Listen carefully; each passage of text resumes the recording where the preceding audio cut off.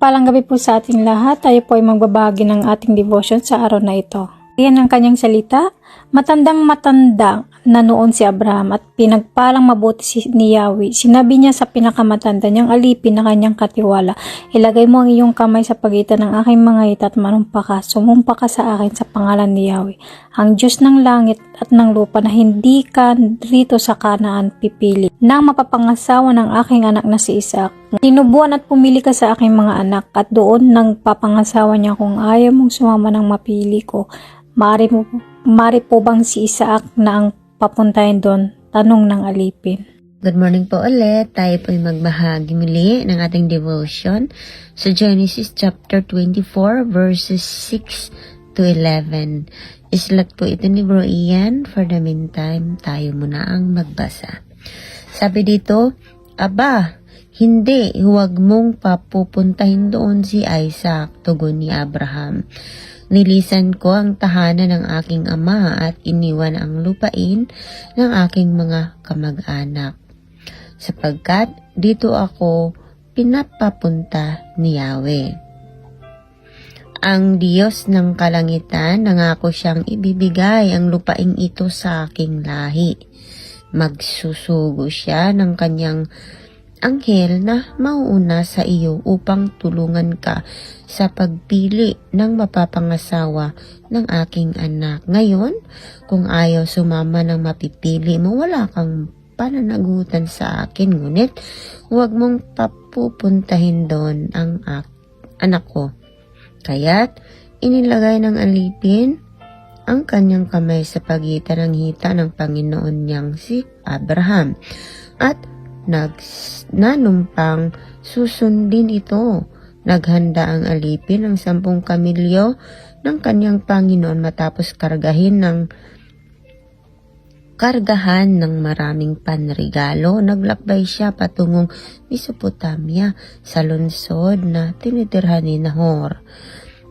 Pagsapit sa labas ng lungsod, huminto siya at pinaluhod ang mga kamilyo sa tabi ng balon ng tubig na naroon.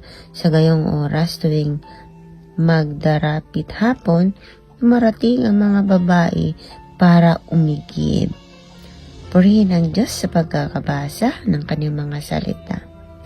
Dito natin makikita na yung kapalaran ni Isaac ay sinecure talaga ni Abraham. Kung saan sila nakatira, yun ay pangako ng Panginoon. Dapat hindi talaga tayo aalis. Kasi ito na yung pinangako ng Panginoon. Kaya wag kang bumalik kung ano man yung nakasanayan mo sa dati. Although, si Isaac ay hindi pa naman nakapunta sa Mesopotamia, pero hindi niya talaga inalis, hindi niya pinaalis, hindi niya binigyan ng pagkakataon na makaalis sa lugar na yun. Dahil yun ang lugar kung saan ibinigay ng Panginoon. Yung journey naman ng servant niya ay talagang fully trusted na kalooban ng Panginoon ang mangyayari at si Lord ang mag-lead kung sino yung ibibigay ng Lord para kay Isaac. So, aside from nagtitiwala siya katulong niya na yon, yung pananampalataya talaga lang na sasamahan siya ng Panginoon kung ano man ang dadalhin niya, yun ang kalooban para kay Isaac. At makikita din natin yung servant na inutusan ni Abraham ay talagang nananalangin at buong puso ding nagtitiwala na talagang gagabayan siya ng Panginoon dahil sa kanyang amo. Diba? Buong puso siyang nananalangin at naghintay ng right timing na ibibigay ng Panginoon. Doon naghintay siya ng matyaga doon sa balon, no? At saka yung hint na hiningi ng servant doon sa pagkakita kay Rebecca ay nagpapakita na yung pag-act niya ng kanyang paghingi ng tubig ay nagpapakita kung ano yung nasa kalooban niya. Yung hospitality, yon, no? Kasi kung hindi nga naman tumugma doon sa hinihingi niya yung inaak, baka hindi nga talaga yun ang binigay ng Panginoon. Lesson na makukuha natin dito, ipagkatiwala natin ang bawat desisyon ay ask for God guidance talaga. Yun lang po. Genesis chapter 24 verse 12 to 18. Siya'y nanalangin ng ganito, Yahweh, Diyos ng Panginoon kong si Abraham, maging matagumpay nawa ang aking lakad, tuparin po ninyo ang inyong pangako sa aking Panginoong si Abraham. Tatayo po ako rito sa tabi ng balon at hihintayin ang pagdating ng mga babae buhat sa lungsod para umigib. Ako po ay makikiinom sa isa sa kanila. Kapag sinabi niyang uminom ka at paiinumin ko rin ang inyong mga kamelyo. Iyon na sana ang babaeng inihanda ninyo para sa inyong alipin si Isaac. Sa gayon, malalaman kung tinupad na ninyo ang inyong pangako sa aking Panginoon. Hindi pa natatapos ang kanyang panalangin, dumating si Rebecca na may pasan na banga ng tubig. Siya ay anak ni Bethuel at apo ni Milka na asawa ni Nahor na kapatid ni Abraham. Siya ay dalaga pa at napakaganda. Lumusong siya sa kinaroroonan ng balon, pinuno ang kanyang banga at umahon. Sumalubong agad ang alipin at sinabi, "Maari bang makiinom?" "Aba, opo," sagot ng babae. At inalalayan niya ang banga habang umiinom ang alipin. Amen. Ang babasahin ko po ngayon ay ang Genesis chapter 24 verse 19 to 25. Nang ito'y makainom na, ay sinabi pa ng dalaga, "Painumin ko na rin po ang inyong mga kamilyo hanggang gusto nila." Isinalin niya sa painuman ang laman ng banga at pabalik-balik siyang sumalok hanggang sa mapainom ang lahat ng kamilyo. Tahimik na pinagmasdan ng alipin ang dalaga at inisip kong iyon na kaya ang sagot ni Yahweh sa kanyang panalangin. Matapos makainom ang mga kamilyo, nilabas ng alipin ang dala niyang mamahaling singsing at 2 pulseras na pawang lantay na ginto at ibinigay sa dalaga. Pagkatapos, ito'y tinanong niya, "Sino ba ang iyong mga magulang? Maaari ba kaming makituloy sa inyo ngayong gabi?" Sumagot ang babae, "Ako po ay anak ni Bethuel, na anak ni Nahor at Milka. Maluwag po sa amin at maraming pagkain para sa inyong mga hayop." Magandang hapon sa ating lahat. Ang aking babasahin ay mula sa libro ni Genesis chapter 24 verses 26 to 32. Pagkarinig nyon, lumuhod ang alipin at sumamba kay Yahweh. "Purihin si Yahweh, ang Diyos ng Panginoon kong si Abraham. Hindi siya sumira sa kanyang pangako. Pinatnubayan niya ako sa pagpunta sa bahay ng mga kamag-anak ng aking Panginoon." Nagmamadaling umuwi ang dalaga at sinalaysay ang buong pangyayari sa tahanan ng kanyang ina.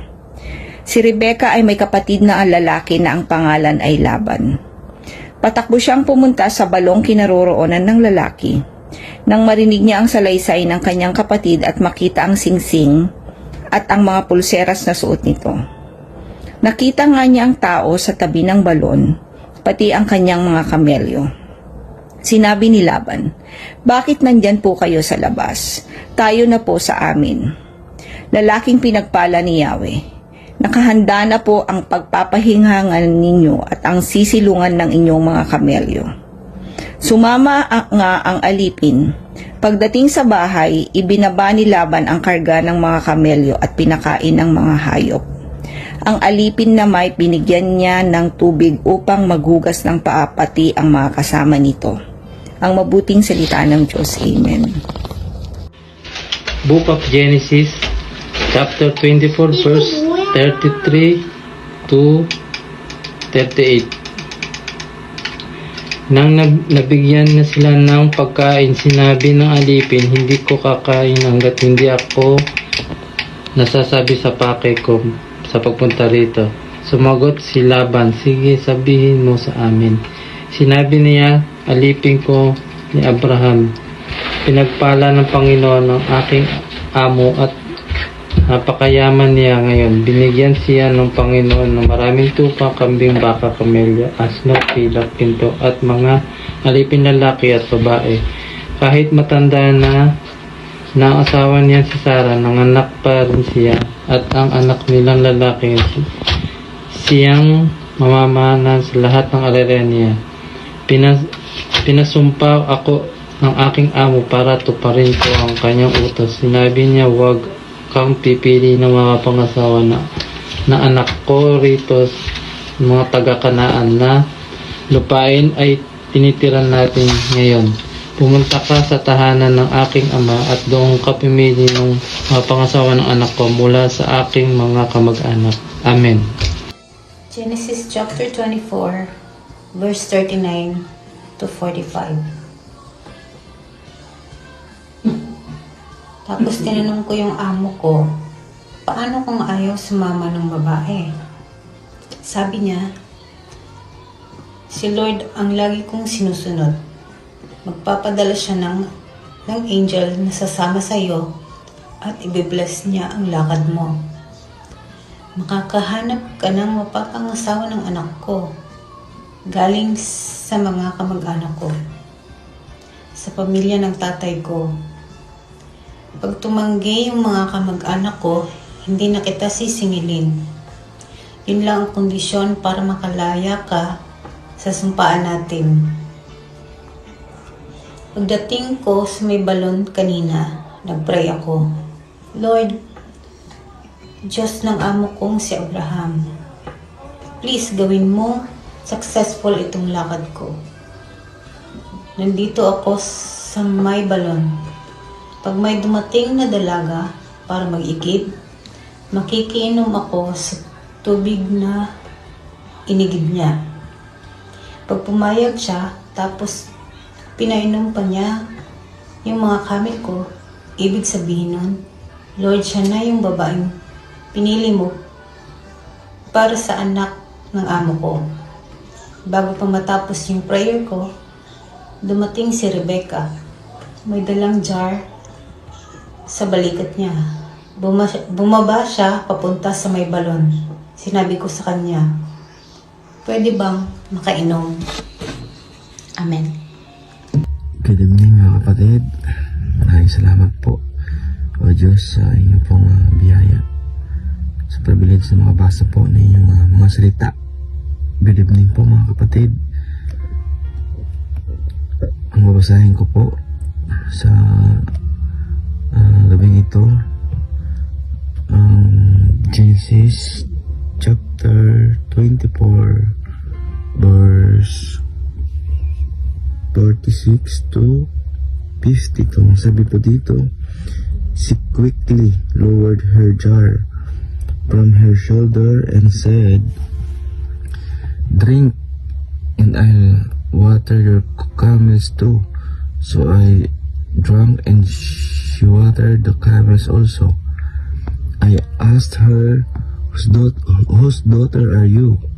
She said, daughter of Bethuel, son of Nahor, whom Milcah bore to him. Then I put the ring in her nose and the bracelet on her arms. 48. And I bowed down and worshipped the Lord. I praised the Lord, the God of my master Abraham, who had led me on the right road to get the granddaughter of my master, brother for his son. Now if you will show kindness and faithfulness to my master, tell me, and if I not, tell me, so I may know which way to turn. Laban and Bethuel answered, this is from the Lord. We can say nothing to you one way or the other. Here is Rebecca. Take her and go, and let her become the wife of your master's son, as the Lord has directed. When Abraham's servants heard that, they said, he bowed down to the ground before the Lord. Amen po. Sa mapagpalang araw po sa ating lahat, narito po ang aking daily devotion. Sa Book of Genesis, chapter 24, asawa para kay Isaac. Yung verse pong napunta sa akin is verse 53 to 67. Basahin po natin. Inilabas niya agad ang dala niyang mga bagay na gawa sa pilak na at ginto, mga damit, at ibinigay kay Rebecca.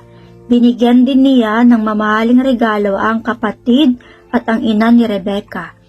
Pagkatapos, kumain ang alipin at ang mga kasama niya. Doon sila natulog ng gabing iyon. Paggising nila, kinaumagahan sinabi ng alipin, "Uuwi na ako sa amo ko." Pero sumagot ang kapatid at ang ina ni Rebecca, "Panatilihin niyo muna rito si Rebecca sa amin kahit 10 araw. Pagkatapos ay makakaalis na kayo." Pero sinabi ng alipin, "Huwag niyo naman akong pagtagalin dito. Namagitan na ang Panginoon sa pakay ko sa pagpunta rito, kaya pabalikin niyo na ako sa amo ko." Sumagot sila, "Tawagin muna natin si Rebecca at tanungin kung ano ang pasya niya." Kaya tinawag nila si Rebecca at tinanong, "Gusto mo bang sumama sa kanya ngayon?" Sumagot si Rebecca, "Oo, sasama ako." Kaya ipinasama nila si Rebecca pati ang tagapag-alaga niya sa alipin ni Abraham at sa mga kasama nito. Pinasbasan nila si Rebecca sa kanyang pag-alis. Sinabi nila, "Kapatid, naway magagaling sa iyo ang maraming lahi, naway talunin ng mga lahi mo ang kanilang mga kaaway." Nang handa na ang lahat, subakay si Rebecca at ang mga aliping babae niya sa mga kamilyo. At sumunod sila sa alipin ni Abraham. Ngayon, si Isaac ay nakita sa Negev at kararating lang galing sa Beer Lahai Roy. Isang araw, nang magtatakip silim na, lumabas si Isaac at maglakad-lakad sa kanilang bukirin. May nakita siyang mga kamelyo na papalapit. Nang makita ni Rebecca si Isaac, bumaba siya sa kanyang kamelyo at nagtanong sa alipin ni Abraham, "Sino ang taong iyon na naglalakad sa bukid papalapit sa atin?" Sumagot ang alipin, "Siya ang aking amo na si Isaac." Kaya tinakpan ni Rebecca ang kanyang mukha ng pelo. Sinabi ng alipin kay Isaac ang lahat ng ginawa niya. Pagkatapos, dinala ni Isaac si Rebecca sa toldang tinitirahan noon ng kanyang inang si Sarah. Naging asawa niya si Rebecca at mahal na mahal niya ito. Sana all. Kaya naibsan ang kalungkutan ni Isaac na dulot ng pagkamatay ng kanyang ina. Ayun po, amen. Napaka happy ending, ano? Yun lamang po.